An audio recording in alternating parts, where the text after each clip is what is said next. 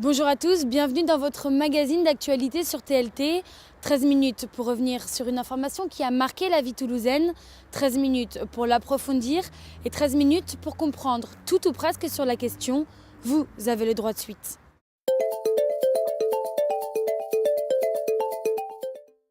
Pour ce deuxième numéro, nous nous intéressons à la situation des communautés roms qui vivent ici, à Toulouse.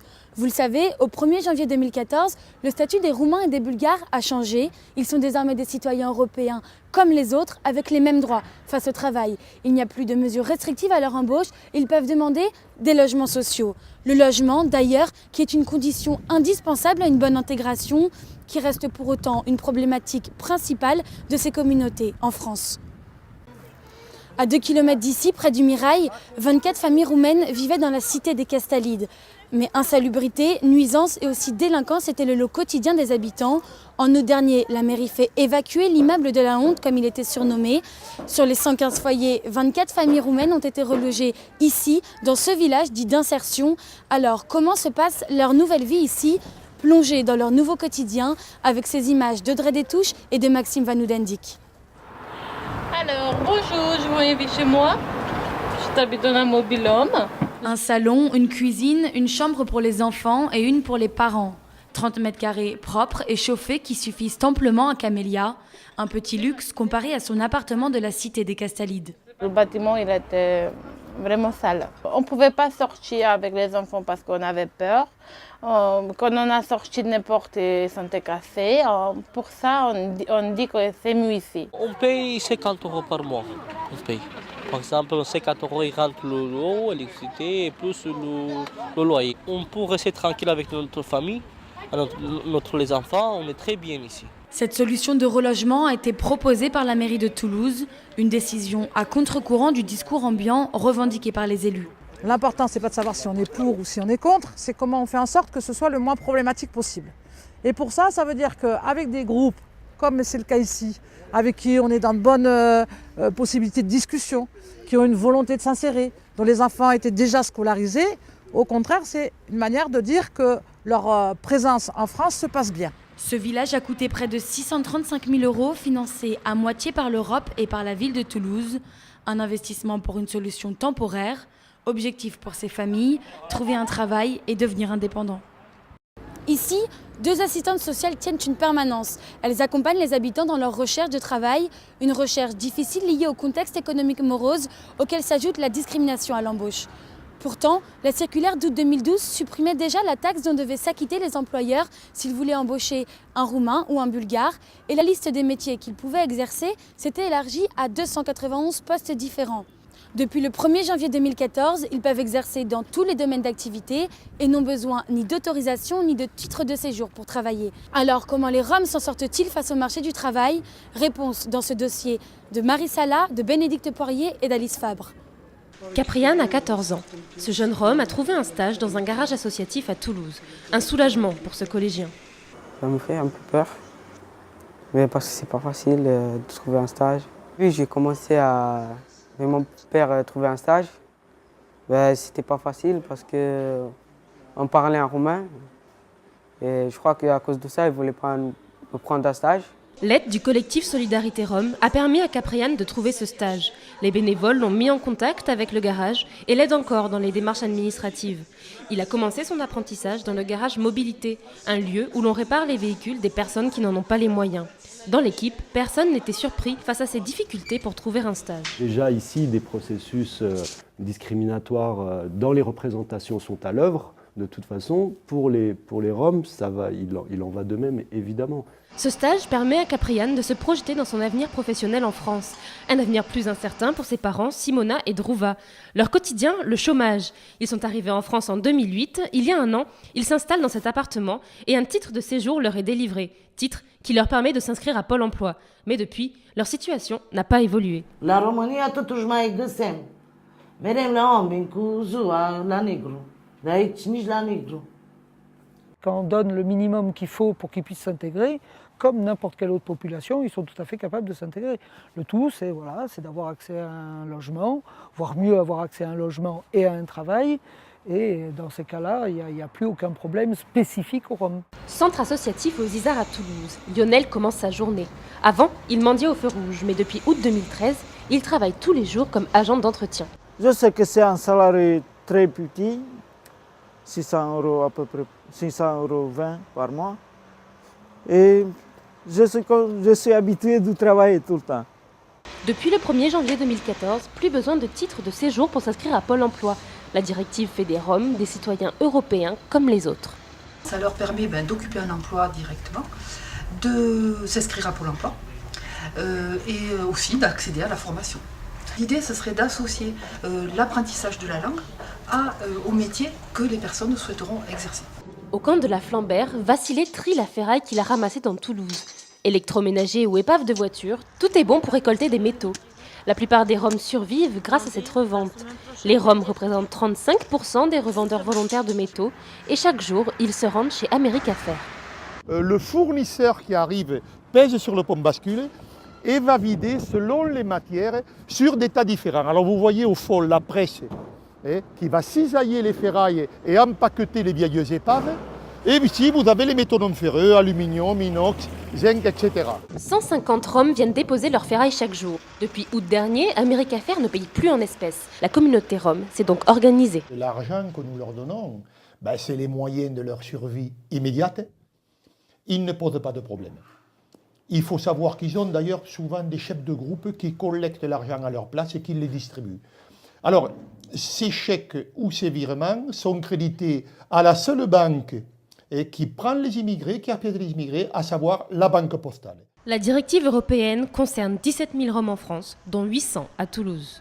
En octobre dernier, une quarantaine de CRS et des membres du GIPN sont intervenus sur l'île du Ramier et sur le campement de Montaudran. Ils visaient les têtes de réseau de vol de câbles, de cuivre et de cambriolage. Mais pourtant, tous les vendeurs de métaux n'appartiennent pas à des réseaux. Vous l'avez vu d'ailleurs, Marie-Sala, vous avez rencontré quelques-uns de ces ferrailleurs qui tentent de gagner leur vie en vendant du fer. Cela a-t-il été facile de gagner leur confiance ? Alors plus ou moins, au départ, ils avaient peur que nous pensions que la ferraille qu'ils travaillaient était volée. Une fois que nous les avons rassurés sur le sujet en disant que nous voulions juste savoir comment ils travaillaient, nous avons pu filmer ce que nous voulions. Depuis le 1er janvier 2014, les Roumains, les Bulgares et les communautés roms sont-ils optimistes quant à la possibilité de trouver du travail en France ? Alors ils sont plutôt soulagés de savoir qu'il y aura moins de lourdeurs administratives, mais ils sont très optimistes pour leurs enfants qui ont accès à la scolarité et qui donc pourront faire les études qu'ils veulent et avoir le métier qu'ils souhaitent. Il faut savoir aussi que les associations font beaucoup pour eux, pour les aider, afin qu'ils soient égaux à tout autre citoyen européen. Ce mois-ci, nous recevons d'ailleurs Yves Simoneau. Après être passé par Médecins du Monde, il milite aujourd'hui au sein de Flambert Action Médiation et préside le CCPS. Depuis la fin des années 80 et l'arrivée de ces communautés ici à Toulouse, il défend la cause des Roms.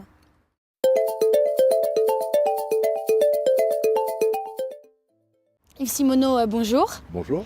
Alors pouvez-vous nous dire combien de Roms vivent à Toulouse et comment ils se répartissent dans la ville ? Alors c'est un dénombrement qui est relativement difficile parce qu'ils ne vivent pas tous, dans les mêmes conditions.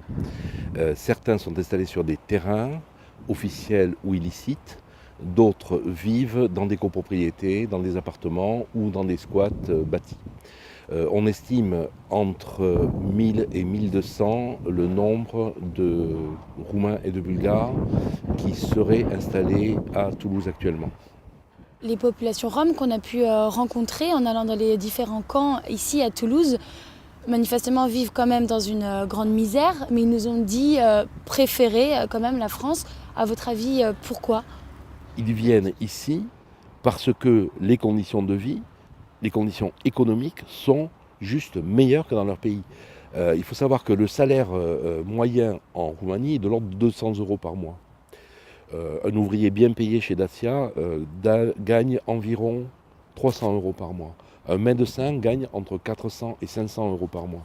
Et à côté de ça, il faut voir qu'un litre d'huile coûte le même prix qu'en France, qu'un kilo de pommes de terre coûte le même prix qu'en France. Donc il n'y a pas photo. Ces personnes n'ont pas d'autre solution que de migrer. La principale inquiétude des États européens à partir du moment où la législation a changé, au 1er janvier 2014, a été la crainte d'une arrivée massive de Bulgares et de Roumains en France, en Allemagne et dans d'autres pays européens. Est-ce que d'après vous, cette inquiétude est fondée ? que la législation soit ouverte ou qu'elle soit fermée, les personnes migrent parce qu'à un moment, elles n'ont pas d'autre solution réelle pour vivre. Et c'est tout. Cette inquiétude est aussi véhiculée par les médias. Hugo Bocchi s'est intéressé à cette question dans le Qu'est-ce qui se passe là-haut du mois. Le 22 août dernier, la une de Valeurs Actuelles fait du bruit. Rome, l'overdose. Au même moment, Leonarda Dibrani et sa famille s'installent dans un centre d'accueil de demandeurs d'asile. Cette jeune Kosovare vit depuis 5 ans sur le sol français. Et le 9 octobre qui suit, elle est interpellée devant ses camarades de classe. Elle sera finalement renvoyée dans son pays. Cette polémique arrive en plein débat sur les Roms à l'Assemblée nationale. Manuel Valls est notamment revenu sur la politique du gouvernement. Le péril pour la santé et la sécurité de ceux qui occupent ces campements, les tensions que cela peut générer avec les quartiers nécessitent une politique assumée dans ce domaine-là. Elle s'est traduite par plusieurs milliers de reconduites à la frontière encore au courant de l'année 2012. Avant de se montrer beaucoup plus ferme quelques mois plus tard. Les Roms ont vocation à rester dans leur pays et à s'y intégrer là-bas. Ce qui lui a valu des attaques de tous bords, dont celle de la ministre du Logement. Parce que quand on dit ça, on est au-delà de ce qui met en danger le pacte républicain. Et qui dit sujet sensible dit polémique facile, plusieurs politiques surenchérissent. Christian Estrosi, le maire de Nice, met au point un mode d'emploi pour se débarrasser des Roms, jusqu'à atteindre récemment une limite avec Gilles Bourdoulex, le maire de Cholet. Je cite, « Hitler n'en avait peut-être pas tué assez. Il vient d'être condamné à 3 000 € d'amende pour apologie de crimes contre l'humanité. » Yves Simoneau, vous restez avec nous pour la dernière partie de Droit de Suite. Les téléspectateurs ont eux aussi des questions à vous poser.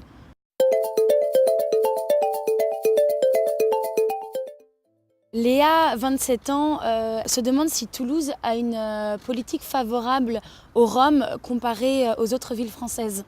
Toulouse, je crois, actuellement, s'efforce de trouver des réponses équilibrées.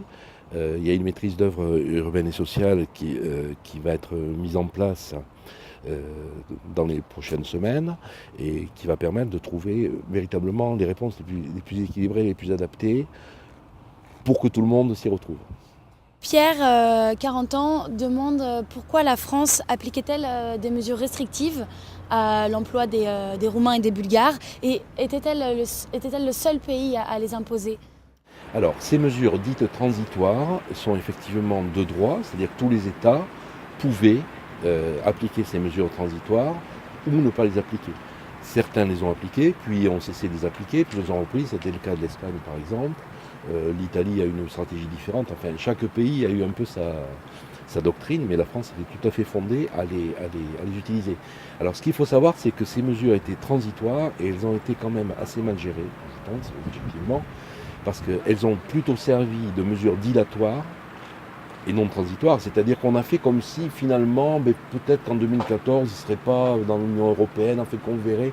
Enfin, ça n'a pas été véritablement mis à profit pour justement préparer l'accueil de ces migrants. Et c'est extrêmement dommage. Et vous aussi, posez toutes vos questions à nos prochains invités sur notre page Facebook et sur notre compte Twitter, Droit de Suite. Yves Simoneau, merci d'avoir été avec nous pour ce numéro spécial Rome. Merci à vous de nous avoir suivis. On se retrouve le mois prochain pour un nouveau Droit de Suite.